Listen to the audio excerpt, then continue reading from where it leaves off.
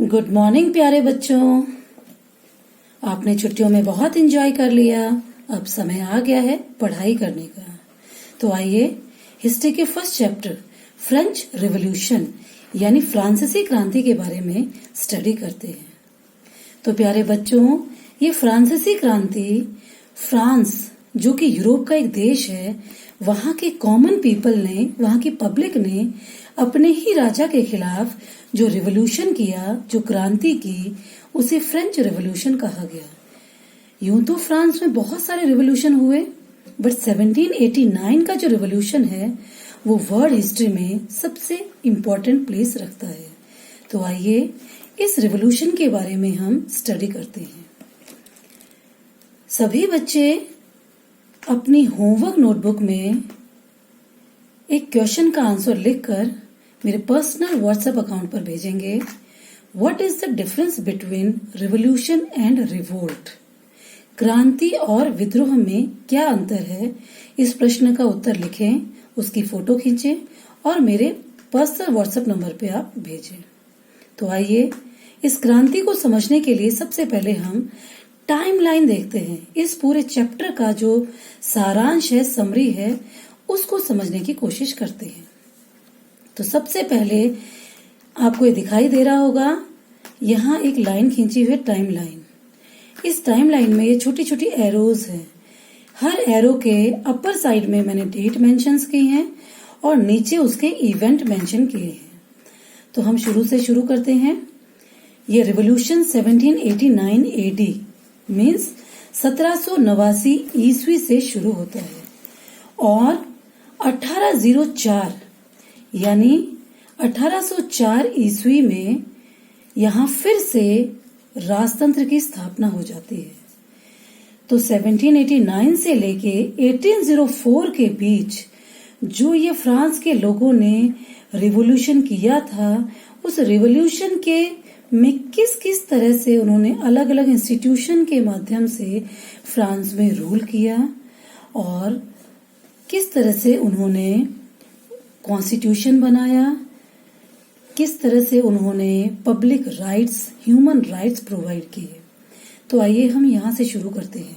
First date है before 1789 AD old राइन means 1789 ईस्वी। AD का मतलब है ईस्वी। 1789 ईस्वी से पहले फ्रांस का जो समाज था उसे प्राचीन राजतंत्र कहा गया। मीन्स अगर आपको 1 मार्क्स में पूछा जाता है what do you mean by old rhyme या प्राचीन राजतंत्र से आपका क्या अभिप्राय है, तो इसका मतलब ये है कि बिफोर 1789 से पहले फ्रांस के जो सोसाइटी, जो इंस्टीट्यूशंस थे लाइक चर्च, मोनार्क, उनके लिए इस वर्ड का यूज किया गया। Then 1789 AD French revolution outbreak हुआ, नेशनल असेंबली की फॉर्मेशन हुई। मीन्स 1789 ईस्वी में फ्रांसीसी क्रांति शुरू हो गई और फ्रांसीसी क्रांति करने वाले कौन थे? फ्रांस की आम जनता या जिसे हम थर्ड एस्टेट कहते हैं। इस थर्ड एस्टेट ने शासन अपने हाथों में ले लिया और इसे नेशनल असेंबली कहा गया। इसने नेशनल असेंबली को फॉर्म किया, उसका गठन किया। Then move to next date 1791 AD. The France became constitutional monarchy. 1791 ईस्वी में फ्रांस संवैधानिक राजतंत्र बन जाता है। संवैधानिक राजतंत्र से अभिप्राय है कि राजा अपने पद पे बना हुआ है, किंतु जो राजा है वो संविधान के अधीन रहते हुए उसके नियमों का पालन करते हुए शासन करता है। Means the monarch, the king was under the constitution. Okay. उसके बाद आइए 21 सितंबर 1792 AD, abolishment of monarch in France and France become republic. Means 21 सितंबर 1792 ईस्वी में क्या हुआ? फ्रांस में राजतंत्र का अंत, मीन्स राजा का अंत हो गया, राजतंत्र व्यवस्था का अंत हो गया। राजा को फांसी की सजा सुना दी गई, फांसी पे चढ़ा दिया गया और फ्रांस गणतंत्र बन गया, पूर्ण तरह से गणतंत्र। अब वहां कानून का शासन प्रारंभ हो गया। उसके बाद देखिए between 1793 to 94 AD there is a reign of terror in France under the rule of Maximilien Robespierre.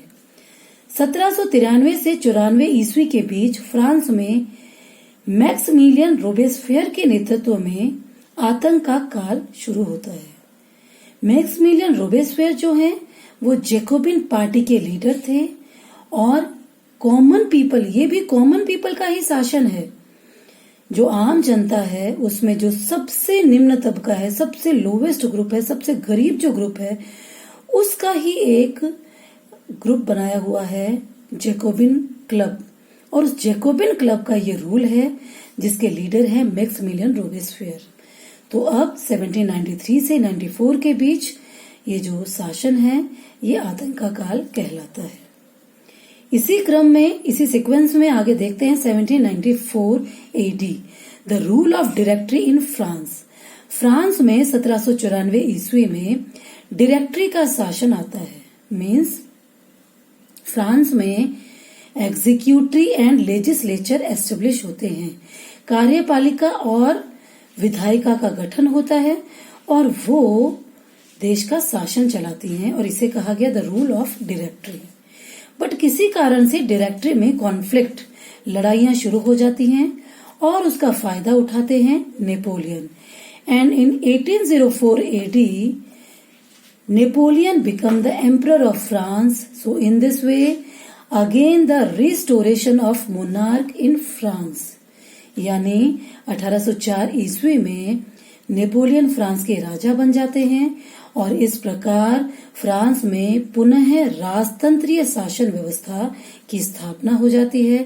फिर से राजा का शासन आ जाता है। यानी 1789 से लेकर 1804 के बीच का जो समय है वो फ्रांस की आम जनता ने अपने तरीके से शासन किया और उस क्रांति का प्रभाव रहा। किंतु 1804 में नेपोलियन के राजा बनने के साथ ही फ्रांस में फिर से राजतंत्र की स्थापना हो जाती है। Napoleon was very ambitious emperor. ये बहुत ही महत्वाकांक्षी शासक थे और इन्होंने राजा बनते ही पूरे यूरोप को जीतना शुरू कर दिया, जो कि उनका ड्रीम था। और इसके चलते पूरे यूरोप के जो कंट्रीज हैं वो वरीड होने लगे। और इसी सीक्वेंस में क्या हुआ, वो जो कंट्रीज हैं उन्होंने अपना एक ग्रुप बनाकर नेपोलियन के अगेंस्ट एक वॉर किया। 1815 एडी में द वॉर ऑफ वाटरलू, यानी 1815 ईस्वी में वाटरलू का जो युद्ध है वो हुआ। किसके बीच में, एक तरफ नेपोलियन थे और एक तरफ पूरा ग्रुप था जिसमें ब्रिटेन, रूस, प्रशा और ऑस्ट्रिया, इन्होंने कलेक्टिवली, जो कि नेपोलियन बहुत पावरफुल हो चुका था, कलेक्टिवली उन्होंने वाटरलू के युद्ध में नेपोलियन को हराया। इस युद्ध में नेपोलियन की डिफीट हुई, वो हार गया। एंड फाइनली 1821 एडी में death of Napoleon at the Saint Helena island. 1821 AD में ईस्वी में नेपोलियन की मृत्यु हो गई। इस युद्ध के बाद, वाटरलू के युद्ध के बाद, नेपोलियन को सेंट हेलेना द्वीप पर कैद करके रखा गया, जहां 1821 में नेपोलियन की मृत्यु हो गई। तो इस प्रकार इस चैप्टर में हम 1804 तक ही देखेंगे। हम सिर्फ 1789 जो रिवॉल्यूशन है, उस रिवॉल्यूशन से पहले फ्रांस की कंडीशन कैसी थी, लोगों ने क्यों रिवॉल्यूशन किया, और रिवॉल्यूशन किया तो जो कॉमन पीपल थे उन्होंने किस किस तरह से फ्रांस का शासन स्थापित किया और क्या वो इसमें सक्सेसफुल रहे, और किस तरह से again the restoration of monarch हुआ, कैसे राजतंत्र फिर से स्थापित हुआ, ये सब इस चैप्टर में दिया गया है। और अंत में हम देखेंगे कि किस तरह से जो फ्रेंच रिवॉल्यूशन है उसने ऑल ओवर द वर्ल्ड क्या इम्पैक्ट डाले, पूरे विश्व को, हमारे जीवन को, हमें जो वर्तमान में नागरिक अधिकार प्राप्त है उन सब पर फ्रेंच रिवॉल्यूशन का क्या प्रभाव पड़ा। थैंक यू बच्चों for your listening. God bless you.